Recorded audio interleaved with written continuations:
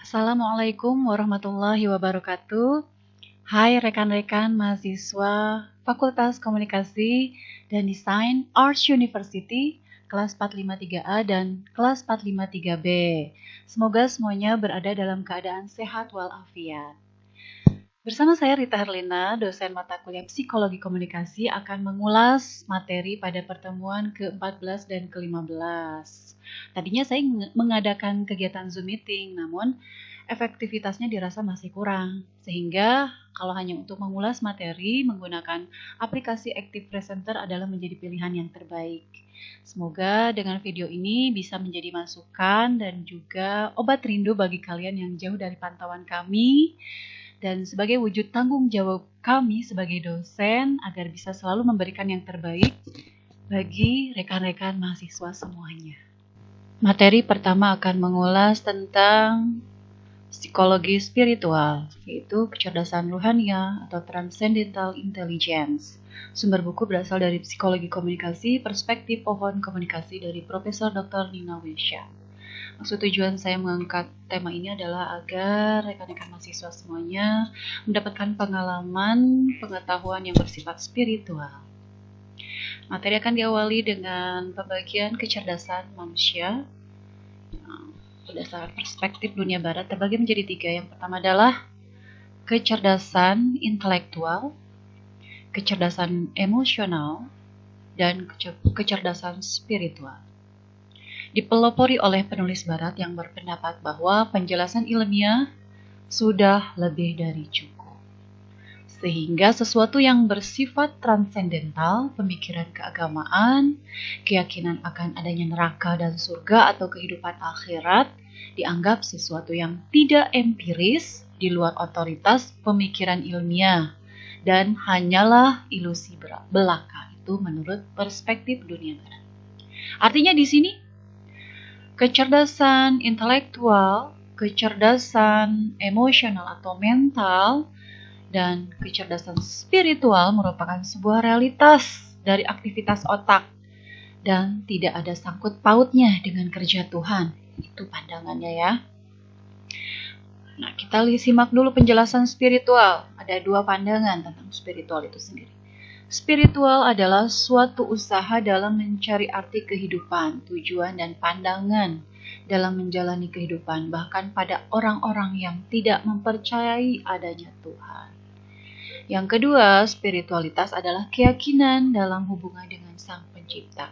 2 pandangan ini jelas berbeda. Yang pertama, menganggap spiritual ini adalah sebuah usaha dalam mencari arti kehidupan, atau di sini mencari makna kehidupan.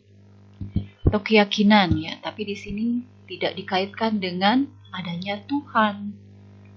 Dan bahkan arti di sini adalah usaha mencari makna oleh orang-orang yang tidak mempercayai adanya Tuhan atau ateis ya. Nah, yang pandangan yang kedua di sini merupakan keyakinan seseorang yang pastinya dalam hubungannya dengan Tuhan atau Sang Pencipta. Nah, oleh karenanya di sini kecerdasan ruhania dalam perspektif Islam itu adalah sama dengan kecerdasan transendental, yaitu kecerdasan yang berpusat pada rasa cinta yang mendalam kepada Allah Subhanahu wa Ta'ala dan seluruh ciptaannya. Kecerdasan transendental merupakan esensi dari seluruh kecerdasan yang ada, atau disebut kecerdasan spiritual plus. Plusnya itu terletak pada nilai-nilai keimanan kepada ilahi. Ini adalah pendapat Toto Tasmara. Dan kemudian dalam perspektif Islam, kecerdasan spiritual ini masih berada pada potensi imajinasi kreatif. Sedangkan kecerdasan transendental memberikan arah yang jelas kemana dan bagaimana imajinasi kreatif tersebut harus diarahkan. Oleh karenanya di sini kecerdasan spiritual menjadi sempurna jika agama masuk di dalamnya atau dikaitkan menjadi titik temu. Menjadilah kecerdasan transendental. Artinya di sini tugas kita berupaya untuk memperlebar potensi keduanya sehingga kecerdasan spiritual dan agama itu berhimpitan secara penuh, mengisi potensi spiritual dengan nilai-nilai agama. Orang yang cerdas secara ruhania atau atau transendental meyakini bahwa dirinya akan mencapai derajat kemanusiaan yang luhur selama mereka bertindak dan bertanggung jawab serta membuktikannya dalam gerak kehidupan yang nyata melalui tanggung jawabnya kepada Allah atau hablum minallah, kemudian hablum minannas, dan rahmatan lil alamin, berbaur dengan Allah, memelihara Allah, menjaga ekosistem, tidak menghancurkannya. Nah, itu tanggung jawab manusia. Ada 3 kecerdasan secara spiritual dalam kecerdasan transendental. Yang pertama adalah takwa. Takwa merupakan salah satu indikator kecerdasan transendental. Takwa bukan sekedar pengetahuan, melainkan sebuah dorongan untuk menunjukkan bukti tanggung jawab atas apa yang diketahui. Jadi takwa itu sering diartikan dalam Islam itu adalah menjalankan segala perintahnya dan menjauhi segala larangannya. Yang kedua adalah kecerdasan akhlakul karimah. Di sini adalah bentuk lain dari seorang yang cerdas ruhani, adalah bentuk kepribadiannya yang melahirkan akhlakul karimah sebagai rujukan dari cara kita bersikap dan bertindak. Cara bersikap dan bertindak ini dibuktikan melalui hati, diniatkan dalam hati, kemudian diucapkan melalui kata-kata, dan dibuktikan melalui sikap dan perilaku atau tindakan. Nah, kemudian di sini Islam sebenarnya disimbolkan oleh ucapan salam pada setiap penutup sholat. Nah, sholat ini pun merupakan simbol dari akhlaknya seorang muslim.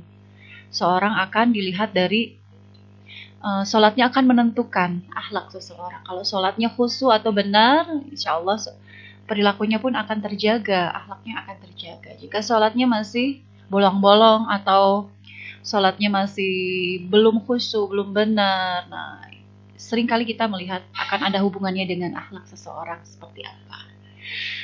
Nah, akhlak karimah pun di sini bisa dikaitkan atau setiap muslim akan mencontoh akhlak yang sempurna atau akhlak yang baik dari sikap Rasulullah yang dibuktikan melalui sidik, amanah, fatonah, dan tablik. Sidik artinya dapat dipercaya atau jujur. Sidik artinya jujur atau berkata benar, ya salah. Saya koreksi. Yang kedua, amanah itu baru dapat dipercaya. Kemudian fatonah itu cerdas, memiliki kemampuan, dan tablik mampu menyampaikan. Jadi segala sesuatu yang ilmu yang dimiliki itu wajib disampaikan kepada orang lain meskipun hanya satu ayat. Di sini seperti ya kalau dalam Islam. Kecerdasan yang ketiga adalah cinta. Cinta yaitu kecerdasan transendental. Bertumpu pada ajaran cinta mahabbah yang dimaksud adalah keinginan untuk memberi dan tidak memiliki pamrih untuk memperoleh imbalan. Cinta bukan komoditas, tetapi sebuah kepedulian yang sangat kuat terhadap moral dan kemanusiaan. Cinta berarti kemampuan untuk membuka pintu pemaafan serta jauh dari sikap dendam dan benci. Mereka yang cerdas secara ruhaniah atau transendental memiliki tipikal jiwa yang tenang atau nafsu mutmainah karena sadar bahwa hidup hanyalah kedipan mata. Bergerak kemudian diam, gemuruh lantas senyap, hidup untuk mengabdi, kemudian mati. Mereka yang cerdas secara ruhani atau transendental senantiasa menampilkan sosok dirinya yang penuh moral cinta dan kasih sayang, mencintai dan ingin dicintai Allah, sehingga dimanapun berada selalu merasa dilihat oleh Allah Subhanahu wa Ta'ala. Nah, itu tadi beberapa bentuk kecerdasan dalam kecerdasan transendental. Tugas, cari satu artikel dari jurnal bertemakan psikologi spiritual, sertakan link jurnalnya. Analisis isi dari artikel tersebut. Kemudian tugas dikumpulkan hingga hari Rabu. Dari seluruh tugas yang sudah dikumpulkan, di sini saya dapat mengulasnya bahwa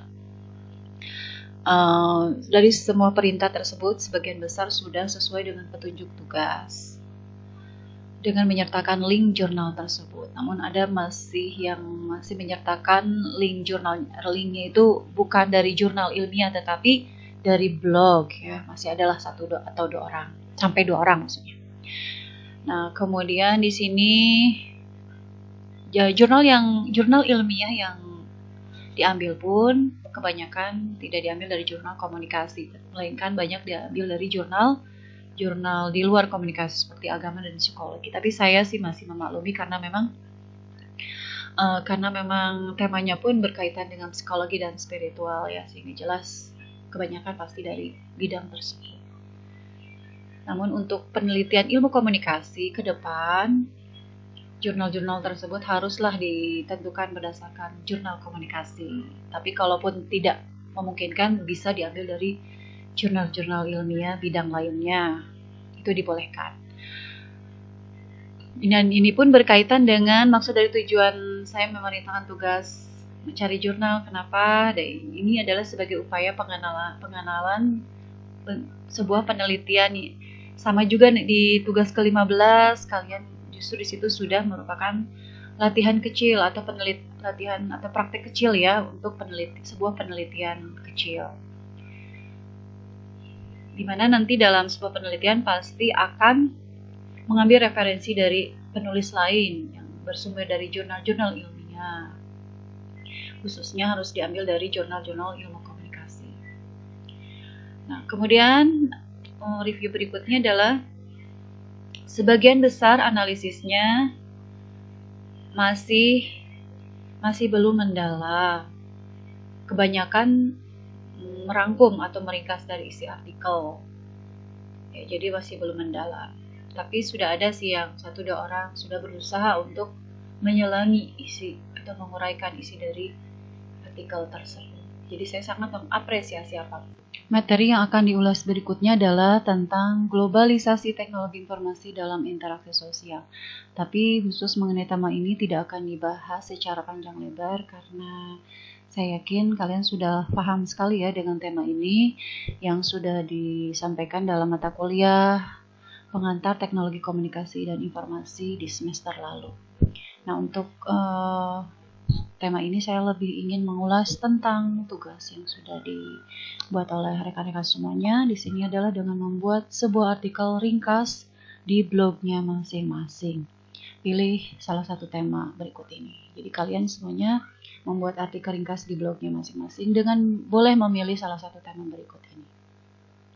Dari seluruh tema yang dikemukakan di sini, yang paling favorit disampaikan oleh rekan-rekan adalah tentang dilematis pembelajaran online di tengah pandemi. Urutan yang kedua adalah manfaat dan kerugian interaksi sosial di era globalisasi. Dan urutan yang ketiga ada peran podcast YouTube sebagai media melek politik masyarakat. Dan urutan yang ketiga masih ada sih ini juga dari satu kelas, apa itu di kelas 3B mungkin ya, yang memilih tema tentang psikologi spiritual sebagai benteng menghadapi perkembangan teknologi komunikasi. Nah, tema ini mungkin kurang laku atau kurang menarik karena mungkin sudah dibahas di pertemuan yang kemarin. Saya salut sih kebanyakan memilih tema ini.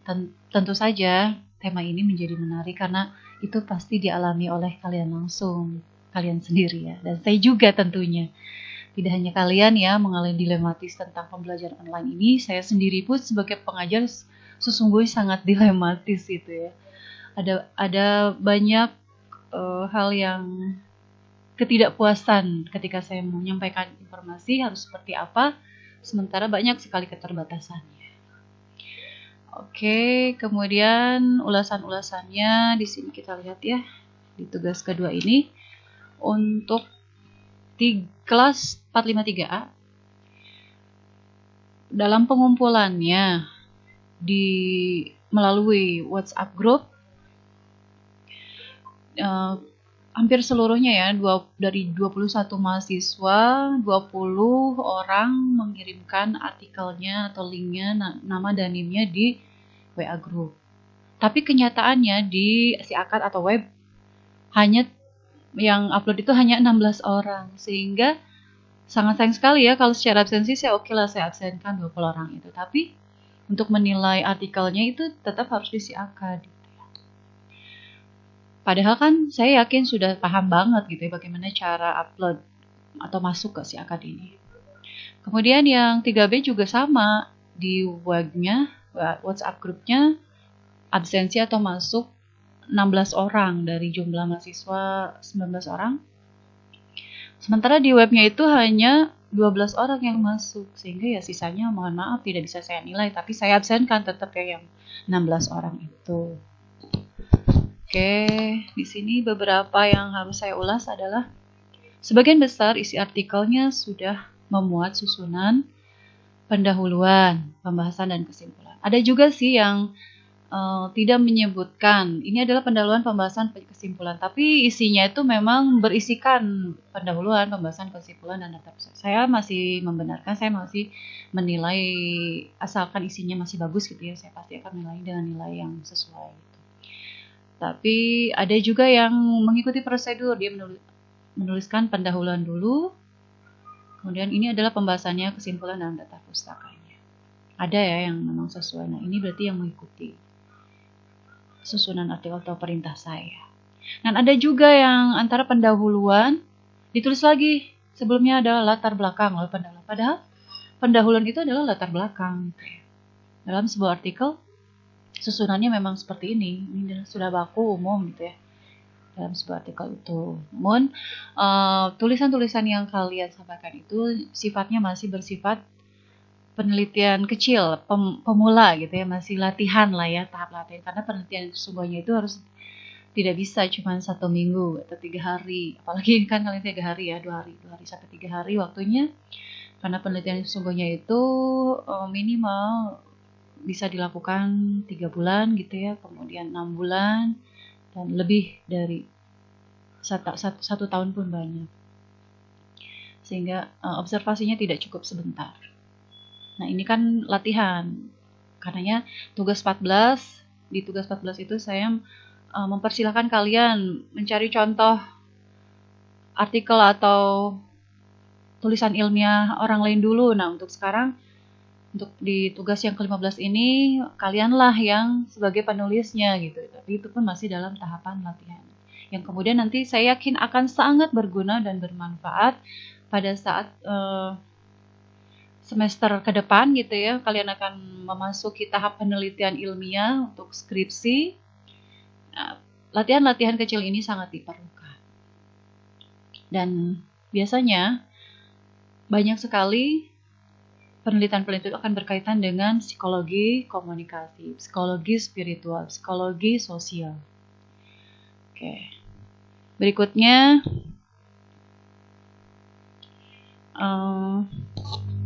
di sini masih ada di kelas 3A dan 3B masing-masing ada satu orang gitu ya. Hebat, lucu deh. Ada yang blognya itu tidak bisa saya buka. Ada masing-masing itu karena mengirimnya di Kompasiana. Bisa jadi Kompasiana ini sebagai blog yang tidak bisa, yang sangat ini ya, ketat gitu, sangat ketat aturannya. Jika memang itu mengandung plagiasi atau ada unsur yang tidak sesuai gitu ya, misalkan menjiplak atau apa gitu, pasti tidak akan bisa dibuka blognya. Kemudian di sini masih ada juga dalam tulisan itu tidak menuliskan nama pribadinya, misalkan penulis siapa gitu ya. Ada juga yang blognya itu dengan mudah dibuka biografinya atau biodatanya. Ada juga yang tidak bisa saya buka biodatanya. Sehingga di sini identitas penulis menjadi diragukan.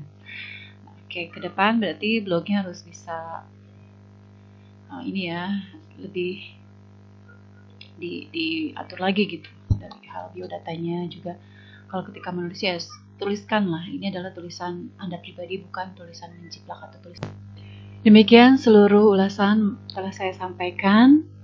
Mohon maaf atas segala kekurangan materi karena adanya keterbatasan waktu, tenaga, dan teknis. Semuanya dikerjakan secara sendiri. Semoga bisa diterima dan semester depan kita semua bisa kuliah secara tatap muka. Terima kasih atas segala perhatiannya.